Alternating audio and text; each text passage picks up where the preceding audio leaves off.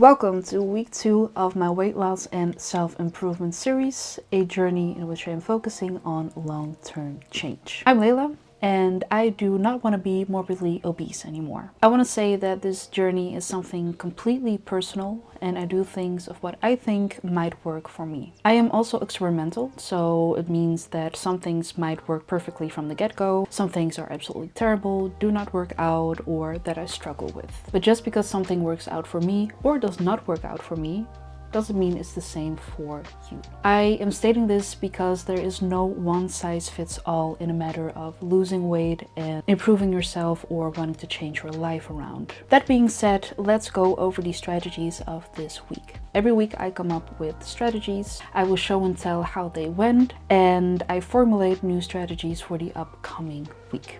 There are 4 categories which are mainly based on the 4 pillars of health, and they are food, movement, habit building and behavior change, and mental health and sleep.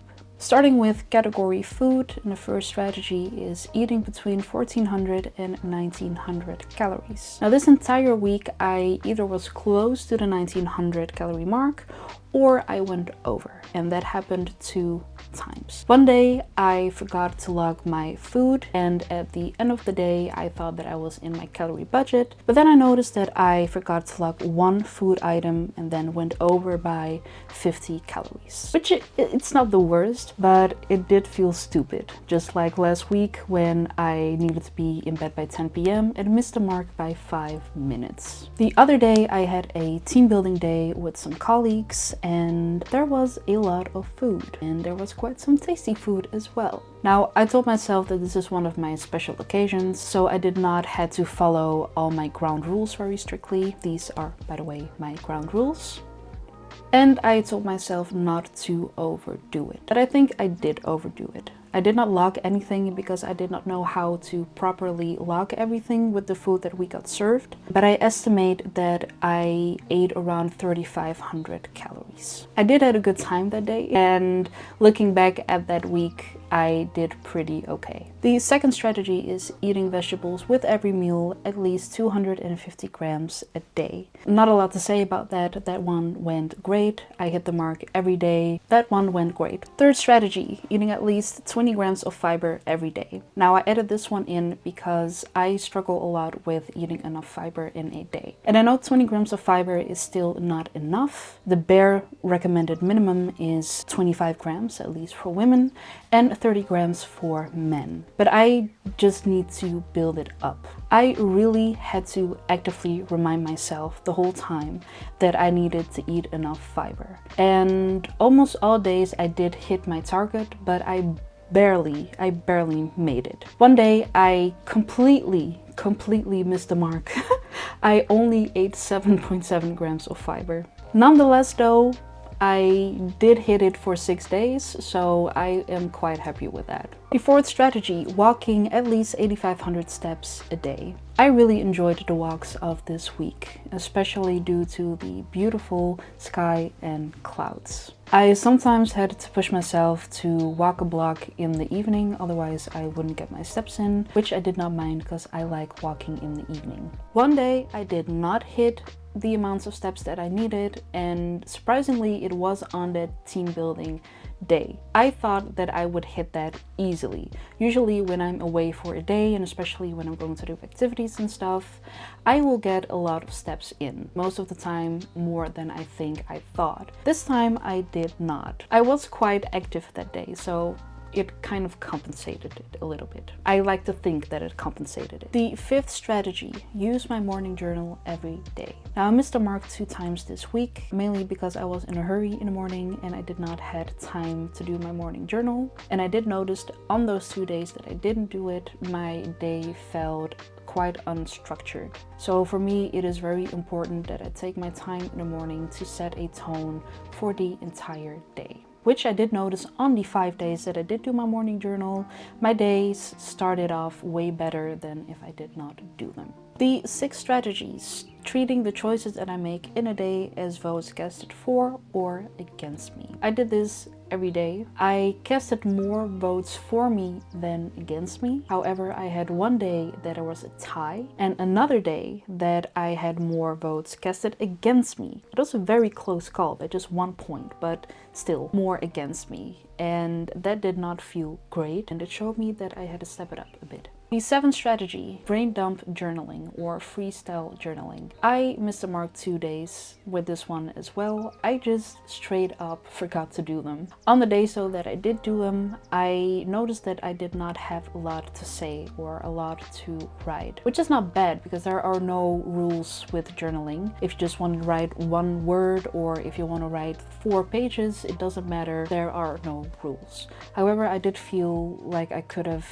written more and maybe could have been more reflective. The eighth strategy, listening to or reading to other people's gratitudes.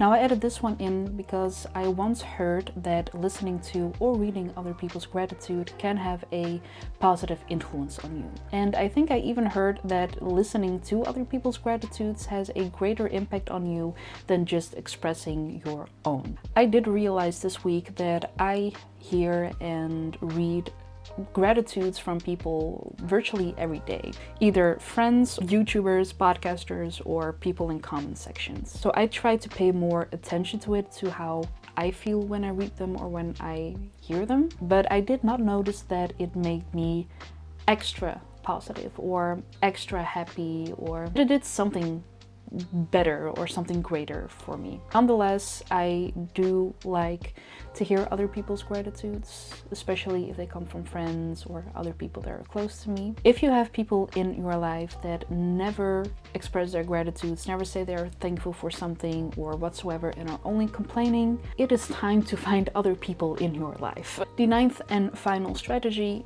be in bed by 10 p.m. with the internet turned off on my phone. I missed the mark with this one again with 2 days. One day I was not in bed by 10 p.m. but my internet was turned off on my phone, and the other day I was in bed by 10 p.m. but I did not switch off my internet. I actually did not notice that I had to turn off the internet. I was busy with searching some things which were not really that important now that I look back at it, but I was just not actively thinking about it. It is just, I need to be stimulated by my phone. It is not a great thing. This is really something that I need to work on. Some other things that I want to mention that happened this week.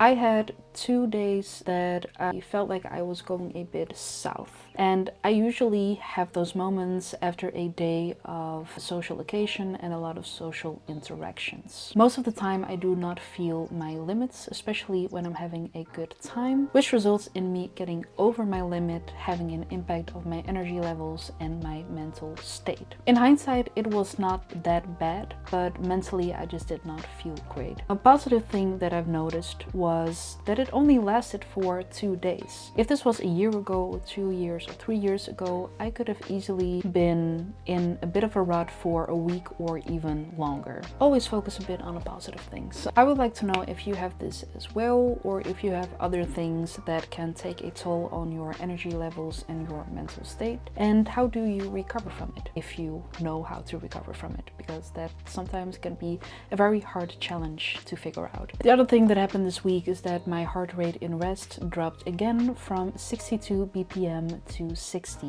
BPM, which I like. The lower the heart rate, the better. Of course, not that low that I'm virtually near death, but I think you understand what I mean. Okay, I feel like I'm talking too much, so let's get over to the scale and see what it has to show us, shall we?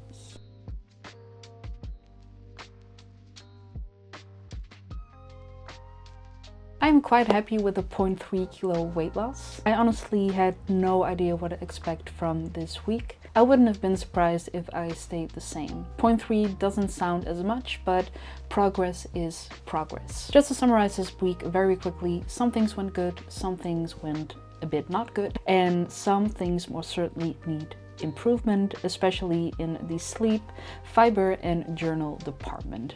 The strategies for week 3. Category food, we have again eat between 1400 and 1900 calories, eat 300 grams of vegetables, and eat 21 grams of fiber. Category movement, walk at least 8,750 steps. Category habit building and behavior change. Do my morning journal every day. Treat the choices that I make in a day as votes casted for or against me. And use a app blocker for the most distracting apps for at least 20 hours a day. Category mental health and sleep. Again, brain dump journaling and be in bed by 9:30 p.m. with my phone completely turned off. I want to end this video by saying that things don't have to be perfect, especially if you are doing things you're not used to or if you are on your own journey. As long as you're making some form of progress, you are heading into the right direction. Even if you're not making progress for a brief moment, it is not the end of the world. Quitting or making yourself feel bad because you missed the mark sometimes are no solutions. It won't help you, so let's not do that. Now, I think that a lot of people already know this. You already know this, but sometimes we just need a little reminder. God knows I need a reminder sometimes. Let's try to improve bit by bit. Thank you very much for watching. I will see you next week.